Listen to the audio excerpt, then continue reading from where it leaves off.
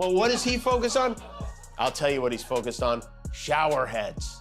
You wash your hands, and in my case, I like to take a nice shower to take care of my beautiful hair. I have to stand under the shower for 15 minutes till it gets wet.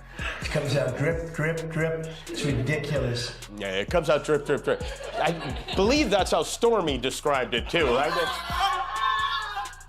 All right, brace yourselves, because Jimmy Kimmel just unloaded on Karoline Leavitt and her boss, Donald Trump, with a takedown for the ages. He didn't hold back, tearing apart their whole administration circus. From Karoline's desperate attempts to spin the unspinnable to Trump's trademark brand of chaos, Kimmel had them both dead in his sights. This is a must-see.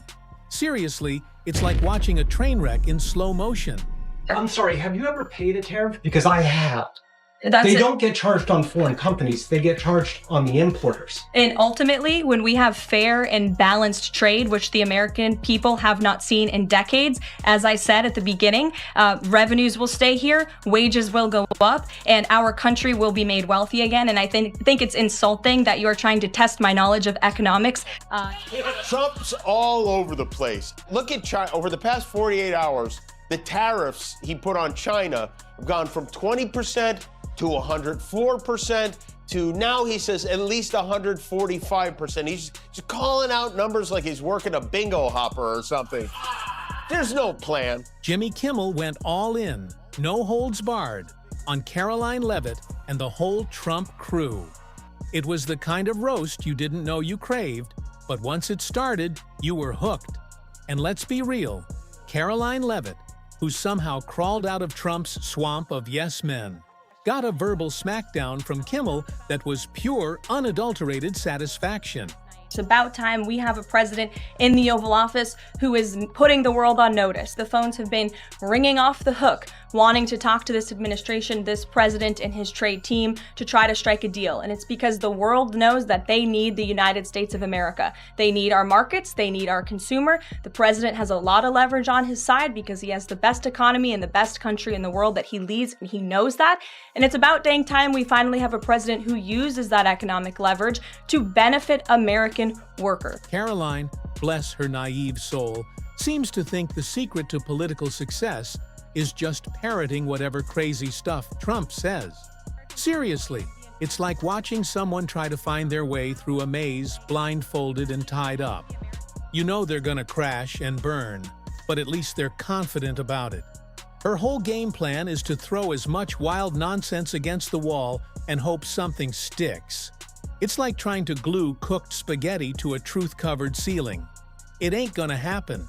There's no plan, unless you consult the MAGAverse, in which case there is and was definitely a plan. I think he's had a plan all along, David, and I think we're seeing it play out. This was his strategy all along. This was the plan all along. Was that his plan all along? It certainly looks like it. This is the plan that he was pursuing all along. I mean, you're watching the art of the deal in real time here. Well, if that was the plan, congratulations, because in 1 week the plan lost $6 trillion and every country in the world hates us now. Kimmel, naturally, didn't mince words. He straight up said, Karoline ain't bringing anything new to the table. She's just another gear in the Trump propaganda machine, churning out the same old tired lines we've all heard a million times. It's like she's trying out for the role of Trump's personal parrot. But instead of just screeching random words, she's got this fancy title, Rapid Response Director for the Trump Camp. Let's be honest, if you need someone to dodge the truth like it's a freaking heat-seeking missile, Karoline's your gal. She's a master at avoiding actual facts, and as we've all seen, dodging accountability is basically her full-time job. Our headquarters in Hollywood, where a lot of the country watched a very special episode of The White POTUS tonight.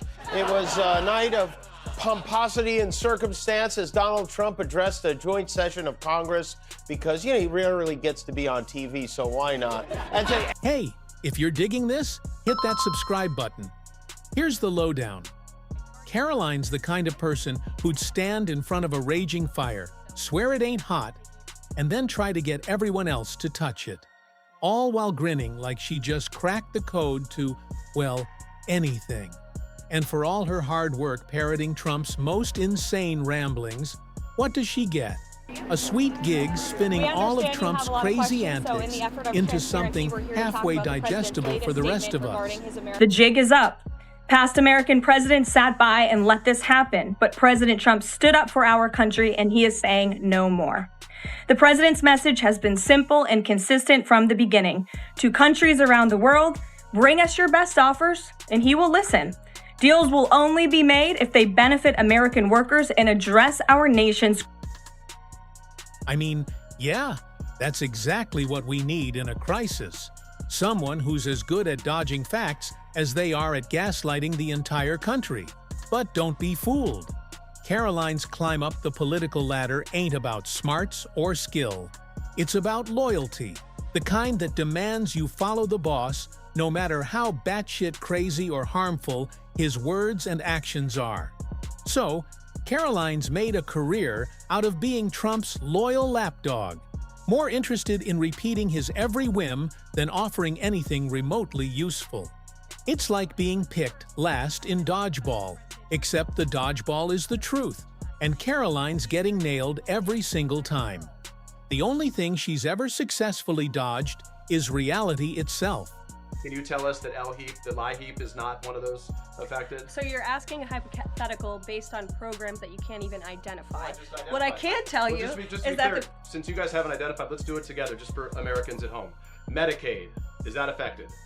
I gave you a list of examples: Social Security, Medicare, welfare benefits, food stamps that will not be impacted by this federal pause. But let's not forget the main attraction, Donald Trump.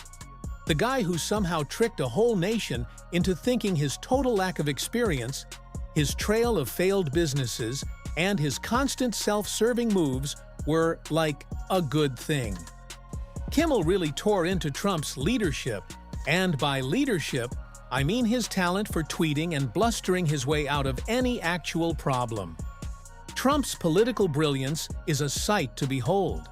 If you need proof that things can get worse, just look at the dude who got impeached not once, but twice, and still has a fan club that acts like they think the earth is a pizza. Maybe he wants to make sure we know it's a scheduled thing and not an emergency. Either way, I bet it's going to be an excellent report. Let me guess. His physical strength and stamina are extraordinary, his blood pressure is astonishing, and he is by far the healthiest president to have single-handedly tanked the world economy overnight. Kimmel went straight for Trump's biggest weakness, his massive, fragile ego, and his obsession with winning. Of course, Trump's version of winning has nothing to do with, actual victories like solving real problems or helping the country. Nah, Trump's wins are all about how many people show up to his rallies, or how many times his name trends on Twitter. It's like his whole life is a competition to see who can be the most outrageous, and somehow he keeps winning. None of us can ever go on vacation again thanks to the plan. That's some plan. Let's be honest, even Donald Trump, not only doesn't he have a plan, he doesn't understand why he did this. Maybe he did it to distract us from all the other horrible stuff. Maybe he did it to distract us from the fact that they're deporting college students and firing the people in charge of fighting disease and fires, and he's attacking judges and journalists and lawyers. He's taking lunch and life-saving medications away from children who need it, not to mention helping his buddy Putin crush Ukraine and menacing Canada and Greenland, of all places. Kimmel really hammered home the sheer ridiculousness of Trump's behavior. The guy can't take responsibility for anything. Economy tanked on his watch? Not his problem. Pandemic went completely off the rails? Blame China, right? Kimmel had a field day with that, mocking Trump's constant attempts to pass the buck. It's like watching a kid holding a hammer, pointing at a smashed vase, and going, "Wasn't me." Morning, hit the snooze button on almost all those big, beautiful tariffs he levied. He paused the tariffs for 90 days, which puts us at right around the 4th of July to blow things up again. 90 days of turmoil now. But the world of finance was relieved, to say the least. The market shot way up today. The S&P had its biggest day since 2008. Wall Street was up 12%. Think about that. The best thing Trump has ever done for America was undo the incredibly dumb thing he did. I mean... But hold up, there's more. Trump's obsession with that beautiful wall that never really happened. Ah, yes, the wall. The shining symbol of Trump's leadership. A bunch of empty promises wrapped in pretty slogans. Kimmel took a moment to remind us all that this wall, this grand plan, was supposed to fix everything. Secure the border, stop illegal immigration, and make America great again. Whatever the hell that means. But here's the punchline. Trump barely even built it. Not only did the wall become a national joke, but it also showed everyone how Trump can't follow through on anything he says. Kimmel was practically rolling on the floor, laughing, saying that at this point, the only thing Trump had successfully built was a massive ego. And even that was on thin ice. This man has the Diet Coke button-pressing strength of a man half his age. Remember his first public physical, the first results? And remember this guy, his doctor, Harold Bornstein, who said Trump would be the healthiest individual ever elected to the presidency? You know where that guy is now? He's dead. He's dead. He died 4 years ago. Nobody knows why. The doctor who told us Trump was in perfect health is dead. So I guess Trump will use somebody else for this one. I will say, after all he's put us through, it will be nice to know that on Friday, somebody will be squeezing his balls for a change.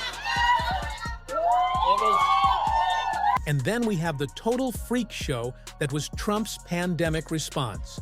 A guy who spent more time pushing unproven cures and getting into Twitter beefs than, you know, listening to actual doctors.